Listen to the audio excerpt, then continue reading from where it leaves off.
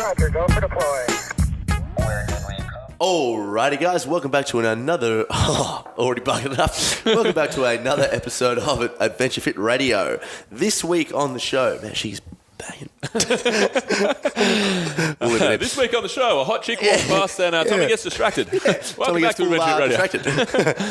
This week on the show, we had the great man, the myth, the leg end. We had Tommy Hackenbruck, who, for all our CrossFit listeners, is a very well-versed CrossFitter. He's been to the games. His team has won CrossFit. Twice, yeah. Yeah, twice, yeah.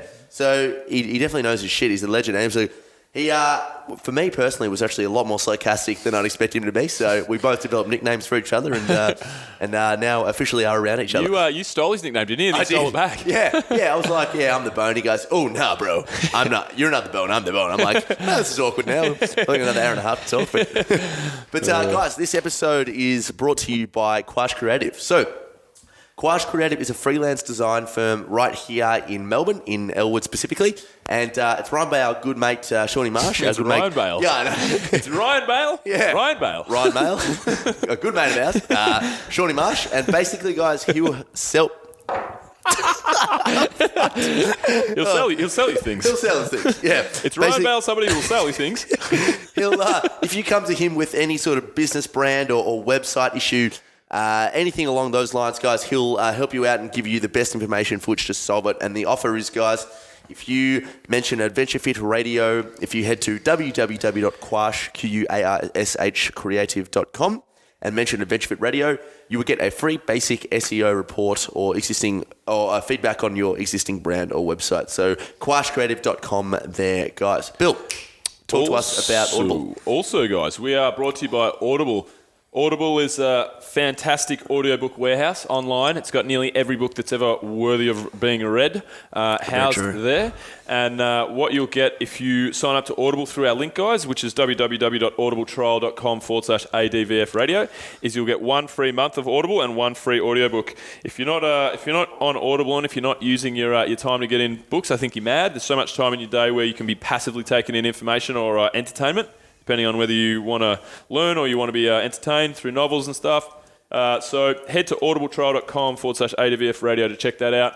And we're also brought to you by Adventure Fit Travel, guys. Adventure Fit Travel is a travel company for the fitness community. We're heading off to Iceland in December. We got 2 Iceland trips running there. We got a few tickets left on our second one. We're also heading off to New Zealand early next year. Australia, Great Barrier Reef trip, and then Kokoda. We got lots more trips coming up after that. But if you want to check it out, do yourself a favour. If you're ready for a holiday, come and see us. Head to www.adventurefittravel.com. Use the code word radio, not rodeo, but radio, and you will get radio.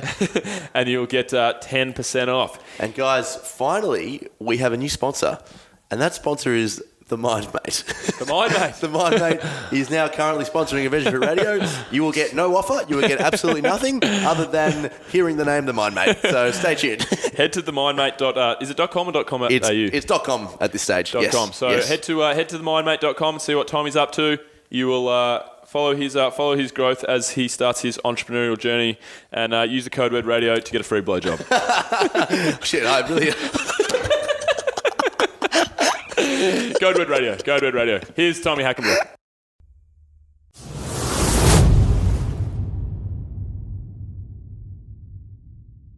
Alrighty, guys. Welcome back to Adventure Fit Radio. We are sitting here very confusingly with Tommy Hackenbruck and Tommy Ahern, and we're having a war over who's Tommy and who's Hack and who's the Bone. And we're going to figure it out at some point, guys. We're trying to figure this out. Before we throw to the Tommy Hackenbruck, I will throw to the bin man, and he'll start us off with Tommy's tribute. Alrighty, welcome, Mr. Tommy Hackenbruck T-Bone. This song is called "House of the Rising Brook," and it goes a little something like this.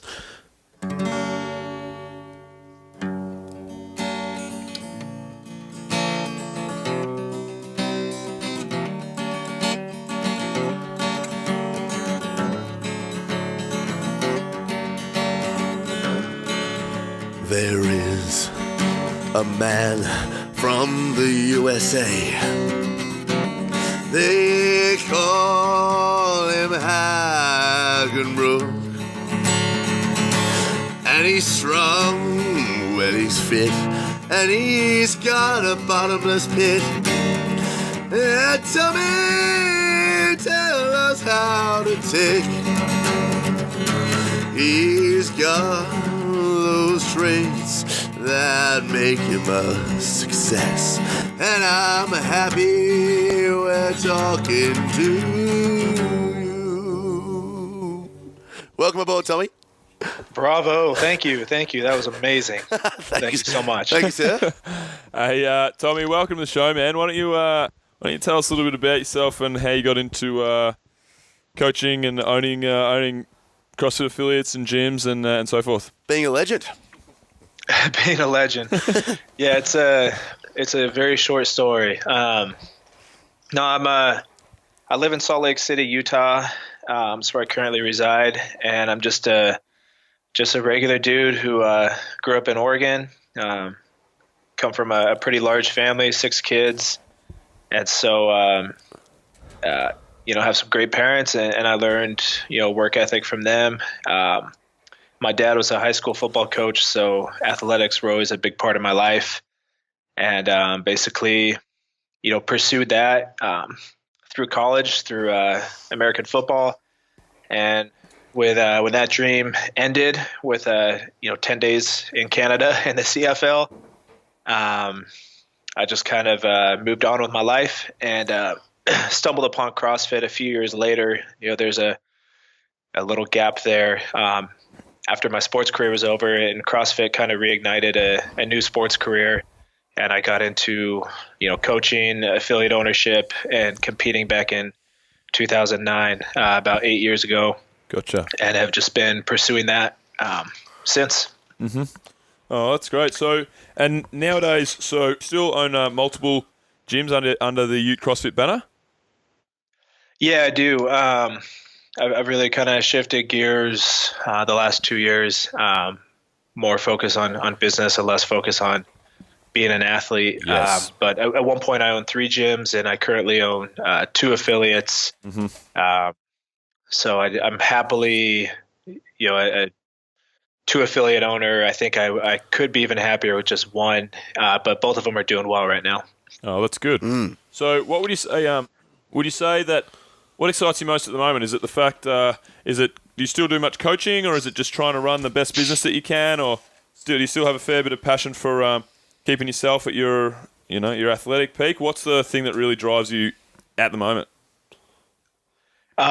It's a constant struggle trying to find time for everything. And I'm not going to sit here and talk or brag or whine about how busy I am, because I know everybody's busy. Mm-hmm. But prioritizing has been really tough. I'd say over the last couple of years, family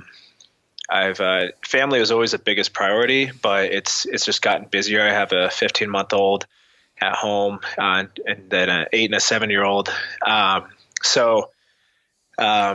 The priorities have stayed intact, but I just ran out of time for certain things, and so I've had to shift gears. But I've actually, over the last year, I've found a lot of joy in kind of everything. I would consider myself retired. I'm not aiming to compete at a high level in anything athletically right now. Mm-hmm. But I still enjoy training, and I enjoy coaching as much as ever.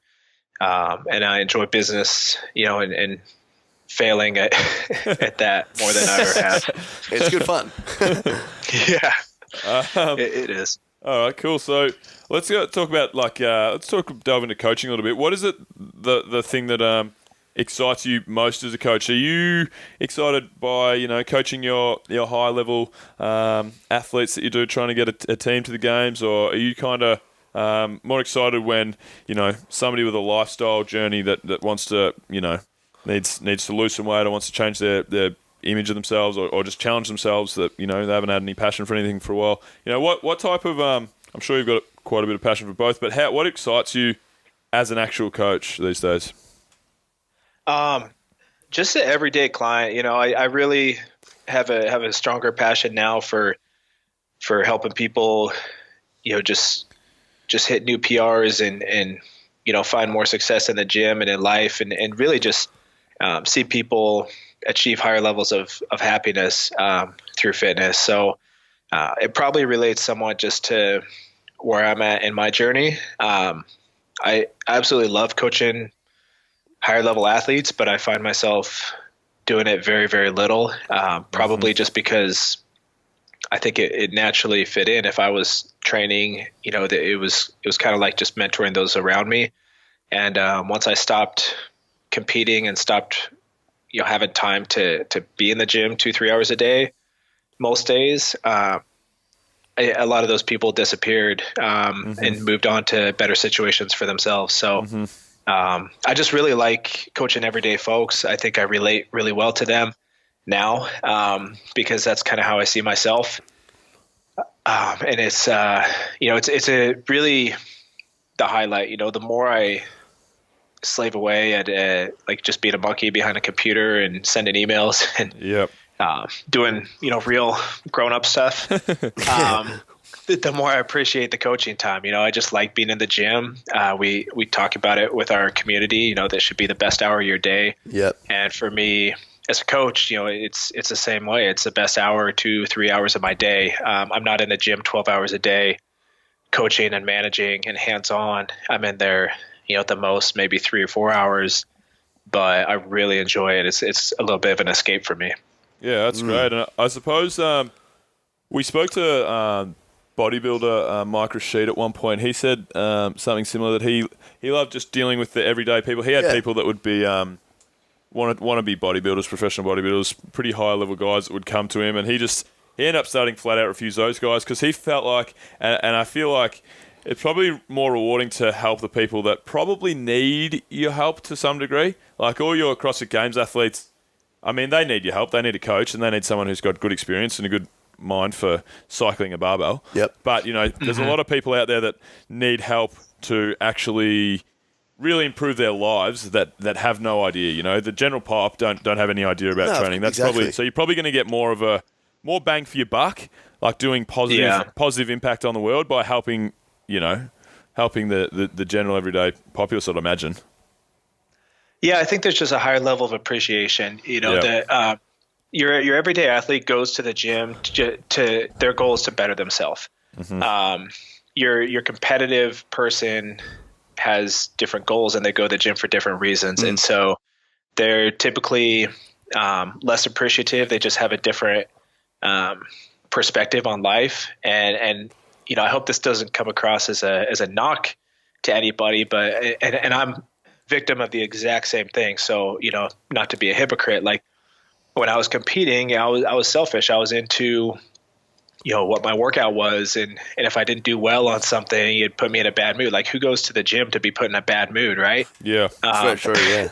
But that's the reality of being a competitive athlete is you're in that mindset. And so you just got to take that with a grain of salt and understand it comes with the territory. And there's also some very high highs. I mean, when you put that much work into something and you do well at a competition, I mean, that could be a defining moment, in your life. That could be something that you look back on 20 years from now.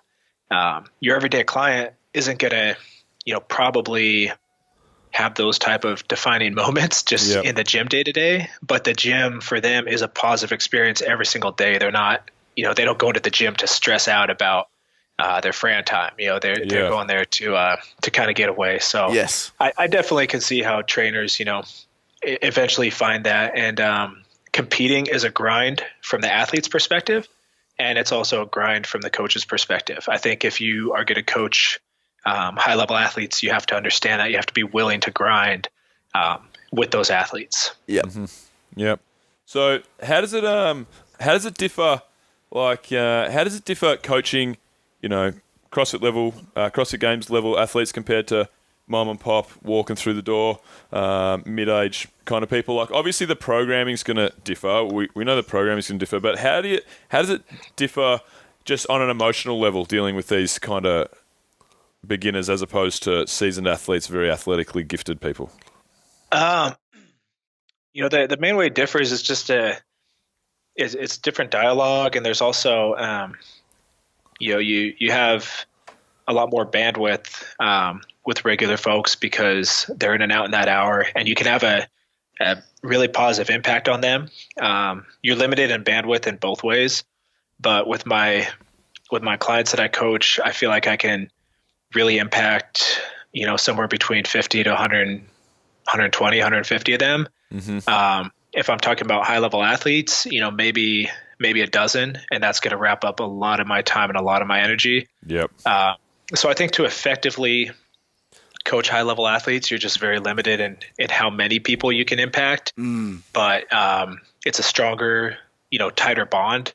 That's why I think, you hear of a lot more bad breakups from that end of the spectrum than you do, coaching your everyday folks. It's just a higher level commitment. It's a lot more involved. So I prefer to impact more people.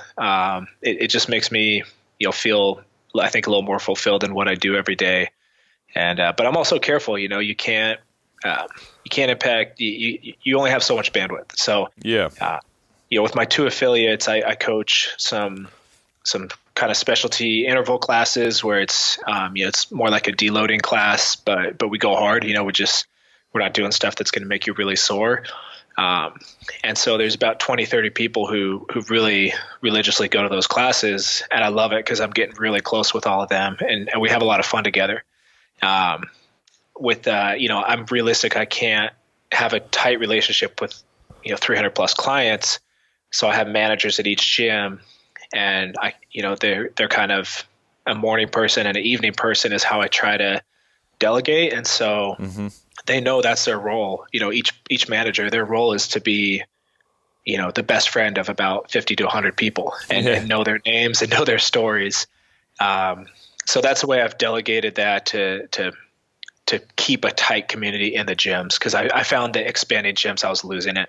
Yeah, for sure. Cause that's what it is really, isn't it? When you're some sort of a fitness trainer, you're a sounding board, cause everybody wants to come and get their stuff off their chest, and then there's got to be someone there that'll hear them out. But are you scrunching some paper or something in the background there, Tommy? Because we're picking it up on our end pretty loud. Yeah, I was opening a bag of potato chips. Nice. I thought I would have guessed you were writing down all your nicknames on a piece of paper. No. You can't have any, by the way. Yeah, I know. What potato chips are you eating, mate? Salt and vinegar. Yeah, the best. Do you reckon you could just send them over in a package? Yeah, you guys have those down in Melbourne? We certainly do. Yeah, those are pretty good. They're fucking good. Yeah, cool. So, and what about when you are kind of trying to win the CrossFit Games basically with your team? What do you do to with a team of 3 or 4 males and females, obviously? What do you do to make sure that the team is working as a team? What are the most important things to get that amazing culture, amazing camaraderie, bond and camaraderie inside of your elite teams that you coach? Man, that's a whole long discussion, but a big part of it is getting the right people on board. Yeah. And it's not.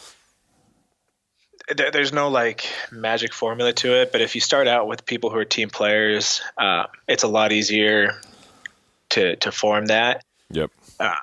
Than if you don't. So what I did was basically try to, set an example and set a standard of excellence and and hold myself accountable, and then make sure everybody around me held that standard as well. It's it wasn't that hard because when we won twice, we had a really good makeup of very much team first people. I'd say 5 out of 6 of us were very, very, very strongly team first, and the 6th person was, pretty much team first. I'd say there's one person that was a little less or a little more selfish, maybe, but it didn't impact the overall dynamic. Another year we did it when we took 3rd. To be quite honest, I don't think we ever really got to that point of cohesiveness, and part of it was we didn't have enough time. We didn't spend enough time together. A lot of us were trained on our own. There's a lot of busy schedules, so we're all trained at the same gym, but at different times Yes. and under different circumstances. And that was it was a disaster. We took third, and honestly, we gave it away. I don't think we're the best team there. I think every team did their best to lose that year, to not win. It was a weird year where like literally every team was making huge mistakes repeatedly. Yeah. So it was a unique opportunity to run away with it, and I think that's what CrossFit Mayhem did. That was their first year winning the affiliate cup, and I don't think they were the best team there by any means, but they made the fewest mistakes, and they were tight, and they trust each other, and they had some really good leadership from Rich, and then the next year, they definitely ran away with it that next year, and they were the fittest team there. And you can see the difference. Yeah. Well, is that a hard decision for you to make as a coach, where you're looking at, camaraderie and literally teamwork in a team is obviously very, very important. But if you've got someone who's a very, very good individual athlete, is it a struggle to make that decision? Is it a struggle to make that decision between choosing someone who's individually very good as opposed to someone who's by no means as skilled, strong, or fit, but does seem to work a little better in a team? Like, do you try to take that individual athlete on board in the hope that they'll evolve? Yeah, oh yeah. I mean, it's extremely difficult. I've had a lot of affiliate owners, athletes, coaches, whatever you want to call them, reach out to me. They're like, "Hey, Tommy, I'm trying to put together a team. This is the situation I'm dealing with. What's your advice?" And man, it's hard because first of all, you don't even know what the events are. So like, good luck trying to analyze people's strengths and weaknesses and pick the best person. You could just be in agony trying to make this decision, and then they whip out the workouts for the games. You're like, oh, I fucked that one up. So don't even try to choose based on that. But there's a few pitfalls. You absolutely, you don't want to take the easy way out all the time. Like sometimes as a coach, I see them putting people on the team, because that person's a trainer. I've made this mistake in the past. I put someone on my team because they were a trainer at the gym, and so I didn't want to like ruffle the feathers there. And you lose credibility with your other teammates, because at the end of the day, everybody wants to win. Of course. So you have to make a lot of really, really tough decisions, and it really fucking sucks because all you have is the information at hand. You make a tough decision, and then you have no clue what the outcome's going to be. So you can end up looking like a complete ass, when your team doesn't perform well. Yeah. Or you could, you could make a tough decision and look like a genius. So the best way to counteract that is just by outworking everybody. That way, no matter what decision you make, you're going to look really smart. But if you haven't put in the work, you haven't outworked everybody. It's excruciating. I think as a coach, you have to, my recommendation to wrap this up would be, base your decision off what's going to give your team the best chance to win.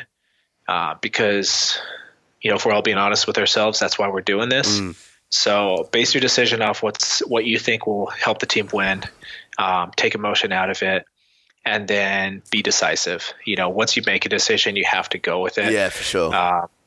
I see a lot of people kind of second guess or go back and forth, and a lot of athletes just want to know where they stand. They don't want to be jerked around.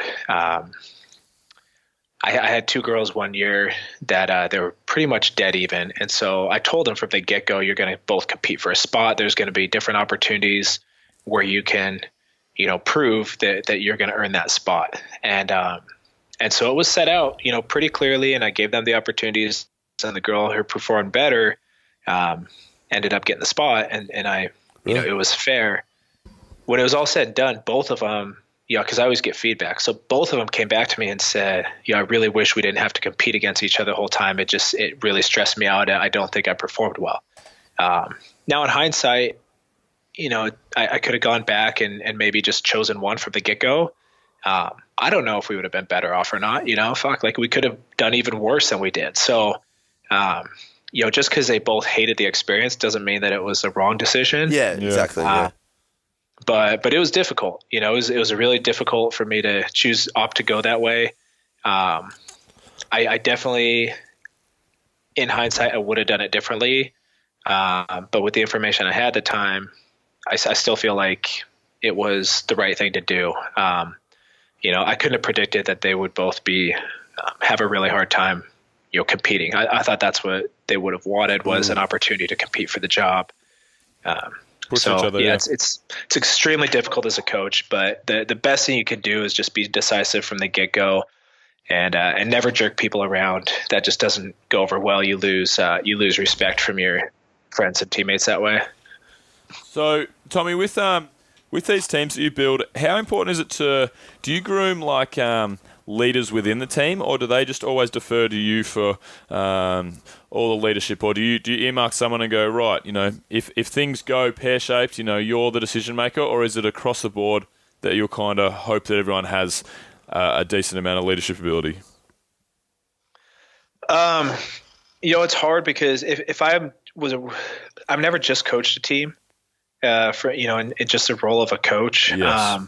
I guess I did 1 year when I was competing as an individual. And so that year I definitely did kind of designate somebody, because they were all looking at me and I'm like, hey, you guys, I want you to look to this person. I'm kind of designating them as a leader. I trust that you guys will all chip in if you have something that's useful. But if stuff gets crazy, you're going to look to this person for better or for worse, and they're going to guide you, because we at least have to have that plan in place. And I couldn't be out on the floor with them. So I did do it in that situation. In the situations where I was competing, it was a very weird dynamic. And we were talking out of my 5 teammates, some of them, all of them were friends. Okay. Some of them were clients. Some of them were coaches. Some of them were, employees of mine. There's just a lot of gray areas. So luckily when we were out there competing, we were all on the same page. Again, it was a unique group. The aftermath of it was kind of weird. It's kind of weird when you're someone's teammate and coach and friend, and then all of a sudden, you have to tell them that their performance as a coach, as your employee, isn't cutting it, and you'll have that talk. So that's a whole different story. Oh yeah, I'm imagining that's the whole thing would be tough, especially when you say at the end of the day, people are friends first and foremost. Everything else is work and business, but then when you have to have those difficult work and business discussions with your friends, I'm assuming that you would have been put in a tough spot a bunch of times in your. But if they are your friends, they can recognise that what you have to do, what you're doing, is what you have to do. Yeah, absolutely. I mean, I've had to be okay with just accepting that I'm an asshole. And people you're still everyone's nickname. You're an asshole. You don't know what you're talking about. You're a total jerk. Yeah. I just accept that. It's tough. Like being a manager or like a boss or whatever. That's been the toughest role for me to take on. I don't like holding people accountable. I'm more of a step in and do it myself person. Yeah. I'm not good at delegating. And so it comes back to bite me in the ass. Something needs done. Instead of delegating from the get go, I just jump in and do it. And then later on down the road, I'm like, God, why can't these guys, accomplish these simple tasks? It's because like, you dumbass, because you've been doing it for them the whole time. Like you've basically taught them that that's not their job. Yeah. And the time will come and fix everything. Yeah. And I've just got myself in a lot of trouble that way. So, that's been difficult. Like learning how to, I don't know, be a manager, and it's a different leadership skill that I'm still working on, and I have a long ways to go. Yeah. So sorry, you go, Bill. With the fact that you've got very competitive aspects to your gym, and then you want to run a successful affiliate. What are the difficulties there? Because I find I've got a lot of friends that have been affiliate owners that have tried to go one way or the other, and not one way or the other, but they've tried to be a competitive gym, and a lot of the time that as a business decision, I feel like that's not always the best way in my very small circle of friends, because you don't want to have that very not aggressive, but you don't want to have that very. Well, it just takes away a lot of the population. Intimidating. It's cut and dry Intimidating to is say I'm a competitive gym, isn't it? Yeah, and intimidating was the word I was looking for. You want to make sure you've got an awesome community. It's very friendly, very open. Yeah. People can walk through the door and see people smiling and patting each other on the bum and having a great time. Your average. It must be a fine line you straddle there, being somebody who's competitive CrossFit yourself, very competitive gyms that have won the CrossFit Games. How do you make that? How do you make that environment still an environment that your 45-year-old, 55-year-old overweight, men and women, that are, how do you make it friendly? Yeah, friendly for those crew. Yeah, that's you have to be very deliberate. So, a lot of affiliate owners have struggled with this. Obviously, you know some personally. I have the privilege of working with affiliate owners all over the world on a daily basis now. And I talk to people all the time, and I love just asking questions, man, and just hearing what they have to say. And at the end of the day, you have to be very deliberate about what culture you want to create. Yeah. We were a very successful competitive gym, but that's never been our culture. And actually, it's funny because when we were winning the CrossFit Games and placing high, you could walk into our gym and you'd feel great. Now, some people who knew about us might be intimidated to show up because that's what they expected, and they were blown away that we weren't like that. Yeah. We weren't competitive. People kept their shirts on. It's just we just have our culture that we've created, and it's changed a little bit over the years. We've had our ups and downs, but it's basically been the same thing. Is we want to be a gym for everybody. We want to be a gym where people are comfortable walking in. You can't appease everybody. We've tried having a competitors type program at the gym on the side, and that was just a huge waste of time. All that happens with that, from my experience, is that people start doing it and immediately realize that they don't actually want to be competitors, and then they just go back to the regular classes. And then the competitors, want more than you can offer from a regular class. Like, they really need just to work out during the off hours and, be in there and have someone, a small group of people. So I think at the end of the day, the people who want to compete find other people who want to compete. And that's the best way to do it, is just form these little subgroups, keep it separate from your regular clientele. Diablo CrossFit out in Northern California, San Francisco area. Craig Howard is the owner there. I think he's done better job than anyone else I've seen, as far as he's created a really good culture in his gym. And he has competitor type programs. It's not the focal point, but he does offer them opportunities, and he still has an amazing community. And he works really hard at integrating both and getting the community behind the competitors, is supporting them. Yep. But then making sure day to day in the gym, the focus is on the clients, and it's not on, the competitor program just has to be off to the side. I believe Ben Bergeron used to kind of have a class, but he's gotten rid of it. He makes his competitor type people take regular classes. There's just an illusion out there. Like, everybody wants to be Matt Fraser and wants to be Katrin, and they think that the answer is to go get themselves a Ben Bergeron, get themselves a coach who'll be on call and be their everything.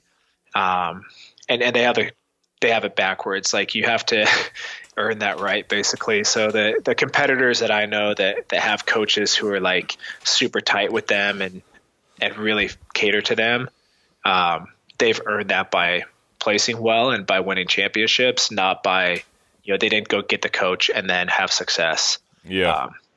Not that coaching doesn't help people get there, but it's kind of there's a misconception, to have basically like a full-time personal coach. That's a right you got to earn. Like, that business just doesn't work out. Like, hey, I'm looking for one person to train. Yeah, exactly. Yeah. And I'm going to support my family of 6 on it. Like, it's just not going to happen. Give me $1 million. Yeah. Tommy, so awesome, man. Hey, we want to go to 6 from 6. We'll get you out of here. But 3 questions from me first, and then 3 questions from Tommy. Are you ready to go, my man? Yeah, fire 'em away. Let's go. Alrighty, so my first questions are travel related. The first one being, what is your favourite travel destination on the planet? Somewhere that you've been that you would be the first place you would pick for your ideal holiday. Yeah, I got to go with Austria. Austria. Beautiful. Wow. Yeah, it's a first place I had ever been, out of the U.S. So that probably has a lot to do with it. But the Austrian people are just great. They're happy, they're fun. So some amazing sights, some really rich culture in Vienna, rich history. So I've had a few holidays there, and I just absolutely love it every time. Awesome, man. Second question is similar vein, but the dream travel destination. So somewhere that you haven't been that is the absolute top of your bucket list. I just based on pictures I've seen, I feel like Machu Picchu is a place. Have you guys been there? Yeah, I have. I did it. Maybe I got to the peak, the top of Machu Picchu, the top of the hike on the day of my 25th birthday, actually. So Nice. yeah, it was with a couple of mates. It's an epic, just an amazing 4 or 5 day trip. I have not been there, but I've done the second best thing and Googled it on Google Images. So I've actually been there, to be honest with you. Yeah, it was I'll tell you, it was like it was like a religious experience. When I first saw the image of Machu Picchu, Exactly, I don't know if I even go there at this point because I've looked at it so many Yeah, there's no times. need. I've already epiphanized. Yeah, no, awesome. Yeah, no, it's a amazing spot. Peru and the whole of South America is my favourite part of the world. I own a travel company. I've travelled a lot. There's just so many different. There's a Machu Picchu in every Latin country, pretty much. Might not be as amazing, but it's to some degree. All the ancient ruins and waterfalls and lakes and glaciers. South America and Peru, the whole area is just the best. Yeah, it's every country. It's kind of like coming through the States. You can see all these different Walmarts. South America, you have these like old religious temples. Yeah, well, maybe in 500 years the Walmarts will be looked at the same way. People Tommy, will Google. Yeah, I don't even know. Yeah, Google the famous Walmart, in Cincinnati. Yeah, much work. They'll be talking about how 2,000 years ago the people who went to Walmart figured out that the Earth was round, and they were way ahead of their time. Yeah, and then 50 years later they figured out that the Earth was flat again. Yeah, and exactly. And then it's not basketball, said it was. Yeah. Yeah, all right, cool. And my last question, Tommy, is any book that you like to recommend to people. Can be a graphic novel, can be a autobiography, can be a self-help book, anything, just your favourite book you like to recommend. People will hate me for this, but my favorite book I've ever read was Atlas Shrugged. So if you're able to pick up a copy, it's over 1,000 pages, like really small print. Brutal. Wow. So yeah, give yourself a few months to read it if you want to do it. But that was a life-changing book for me. It's just really kind of helped me hone in on my own like kind of personal value system, philosophy, morality. It basically touches on everything, and it resonated with me. But for business owners, can I throw in one more book? Yeah, absolutely. For business owners, this book called Profit First by Mike Michalowicz. It's a great read. It's very just simple, effective tool for doing your accounting that will it'll change the way. It'll change a lot of things about your business. It's literally extremely simple, but it basically teaches you how to overcome your own personal human nature. Essentially the book teaches you how to do accounting so you can actually make a profit in your business. And why that's important, because it's just human nature that if we have anything extra, if we have extra money, we're going to find some justification for spending it. Yep. So yeah, for the last 6 months, I've done nothing, but I've spent like half my time with the business just hiding money for myself, so I don't know it exists. Yeah, classic. And I've been able to buy new equipment for the gym 3 different times in 2017. So just hiding every dollar that I can possibly hide for myself, it's allowed me to be a better gym owner. Pay coaches better, and really give back a lot more. So it's been a very valuable tool. Yeah, awesome. Hey, Tommy, what do you like to do when you have some spare time or when you have some downtime? I don't have a lot of it, but I love reading, and I really thought long and hard about this. Yeah. Basically anything that just keeps me active. Beautiful. I've been, like I said, I'm basically retired. I probably work out 2 to 3 times per week for like an hour. Sure. So it's like a treat when I get to do it. And so if I can go biking, snowboarding, learn any kind of new sport, like I played tennis a couple times. I loved it. Just anything that keeps me active is what I'll be doing if I have some extra time. Beautiful, man. And what about a role model? Someone you looked up to as a kid or someone you currently look up to? Tommy Hearn, Adventure Fit Radio, obviously, yeah. Yeah, anybody named Tommy, first of all. Yeah. We're all very sexy. Yes, especially if our last name is Hackenbruck, like two of us. Like the both of us, correct, yeah. My dad's always been my role model, still continues to be. He's an extremely patient man, incredible work ethic, and he's just very well liked everywhere. Like, it used to drive me crazy. We'd go back to Corvallis, where he went to college and played football, and we couldn't go anywhere, walk anywhere. This is like 30 years after he was there, but we'd bump into someone he knew everywhere. So he's just a genuinely really good person. He's been a great father, and he's the person I most want to be like. Nice. Hey, and Tommy, final question, my friend. If you could invite 3 people, dead or alive, to dinner, who would they be and why? Yeah, this is kind of a fun one. I could have gone a lot of different routes, but I basically decided to just make this the most fun dinner party ever. So I chose the three people who are just like the wittiest, like extremely intelligent, but extremely witty, the best historical figures that I could think of. And so I went with Benjamin Franklin, Winston Churchill, and Mark Twain. And I apologize that there's no Aussies on there. We're taking it personally, but that's all right. Yeah. I got a Brit at least. Yeah, exactly. We're basically the same thing. Yeah, we're basically all from the same motherland. So exactly, yeah. That's great, mate. Hey, Tommy, anything you want to plug, mate? Your social medias, anything coming up, some current ventures? Now's your time to do so. Oh man, I just got to plug the. I mentioned earlier, I work with gym owners every day, and for the last year and a half, business wise, when I'm not running my gyms, I've been doing some marketing with the New You Challenge, and it's basically a program that it changed my gym. It helped us get through some rough times. Sure. Just a marketing company. We help get people in the door.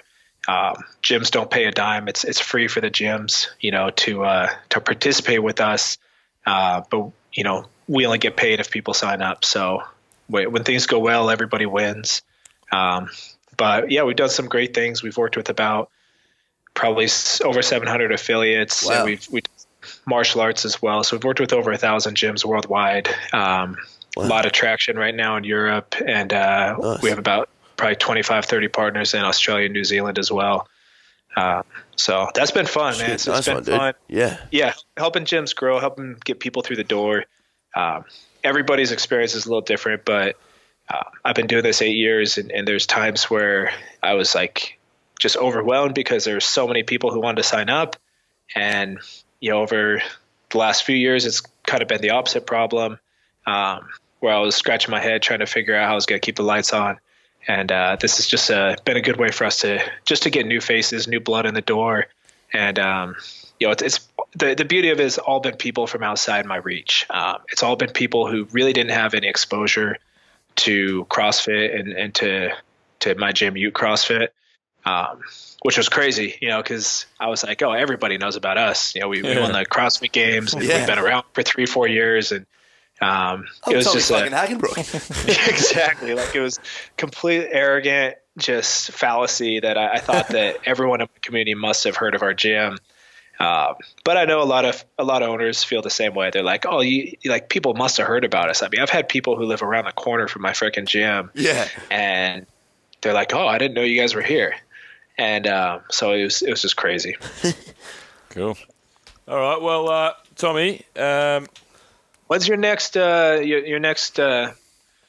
travel plans? Mate, we're going to Iceland in November. Actually, that's going to be it's going to be a rad one, and then back to New Zealand in early 2018. Got an Australian mini trip. Got a bunch of cool stuff coming up. We do have a Peru trip that we were working on that had Machu Picchu attached, of course.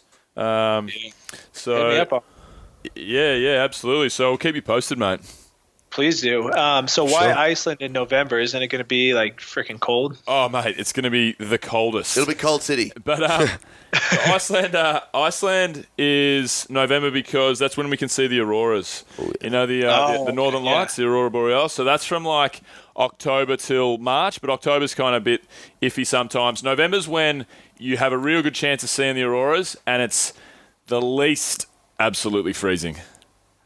Okay. Because it's going to be absolutely freezing. And there's still sunlight at that time. So you can't really have your cake and eat it too with Iceland. You can't have 8 hours of sunlight in the day. You can't have any level of warmth in the air and have the auroras as well. So we had to make a bit of a trade-off there. Yeah. Hey, I figure you can bundle up. That's what I like about cold weather is you can always put on more clothes. Yeah, that's right. You know, when it gets like 40 degrees Celsius, you just can't escape it. There's nothing you could do. Can't take off more skin. Yeah. No, I'm in Las Vegas right now, and it's been just hot as shit. So yeah, I imagine. Iceland sounds pretty good right about now. Put it all on red, mate. Put it all on red. Yeah. Will do. Yeah, all of it. I got tens of dollars on me right now. Yeah, exactly. Yeah. Hey, you going to is the UFC in Las Vegas this weekend or no? The what in Las Vegas? The UFC. I have no idea. There's there you go. Everything's here all the time. Yeah. All right, cool. Yeah, well, I'm not sure when the next UFC is. All I care about right now is the next McGregor Mayweather fight. Oh, that's epic. That's the only fight I'm interested in. I think everyone's the entire going to be watching world it. is interested right now. Oh, totally. Yep. Everyone's going to be watching it. It's going to be disgusting. All right, Tommy. Well, before we go, we will get your tip for McGregor Mayweather. Without we'll be silly not. Yeah. What's your round and prediction? Damn. I think it'll go the distance, and I think Mayweather's going to win every round, like 10-9. But very close. But McGregor's just or 10-8 or whatever. I don't know how they score boxing exactly, but McGregor's just. I have all the respect for him in the world. As someone who's just not going to get knocked out, not going to give up. Yeah. But I don't know how any human being, I don't care how talented you are, can pick up a newish sport like that. And I think Mayweather is the best all-time technician. And he's also smart. Like he always fights smart. He doesn't get into he's not going to go try and knock Mayweather out just to prove a point. He's going to go win the way he always wins, and just by using his speed and agility. It's an interesting first boxing fight to fight the greatest ever, but it'll be the spectacle of all spectacles. So, hey, we will get you out of here though, Tommy. Thanks for coming on the show, man. It's been a good chat. I've loved it. Yeah, you bet. It was a pleasure being on here. I love what you guys do. So thanks for having me on, and seriously hit me up about that Peru trip. I'm super interested. Will do, man. 100%. All right, thanks, Doc. Thanks, Tommy. Thanks, Tommy. Right, take it easy, brother. All right, see you, T-Bone. Legend. Guys, if you enjoyed that show, and I fucking hope you did, basically, to give you a rundown, Bill and I, we record the intros and outros together, and that blowjob gag literally sent me off a rocket. It was absolute classic. So just as a quick finish up, I'm not going to give free blowjobs. So don't mention Measure Radio when you get down to the mindmate.com, because I'm not made of blowjobs. So please don't. Guys, but if you like the show, if you like what we're on about and you want to keep it pumping, the best non-financial way to do so is to head to iTunes and give us a rating and review. You can give it 1 star if you want, but if you can give it 5 stars, guys, we can climb the ladder and get everyone talking about Adventure Fit and the shit we do. And also, we love reading your reviews, so please keep writing those. Now, please, guys, we are brought to you, as you know, by Quash Creative, so QUAISH creative.com. Head to Quash Creative, mention Adventure Fit Radio, and you will get a free basic SEO report or feedback on your existing brand. head to Audible. The offer there is mention radio at audibletrial.com.au, Bill? Is it .au? audibletrial.com/ADVF radio. /ADVF radio. Correct. So audibletrial.com/ADVF radio, and you'll get a free credit there when you subscribe. Also, too, guys, Adventure Fit Travel, the founder is sitting right next to me. Bill, did you want to talk about Adventure Fit Travel? Not particularly much, but just make sure if you do want to come on a trip with us, guys, use the code word radio, and you'll get 10% off any and all trips. Oh, and finally, guys, if you did like anything we spoke about during the show, head to our website, which is www.adventurefittravel.com. You can click radio there, and all the show notes will be involved when you click on to the Tommy Hackenbruck episode. So until next week, guys, bye-bye. Discovery Roger, go for deploy.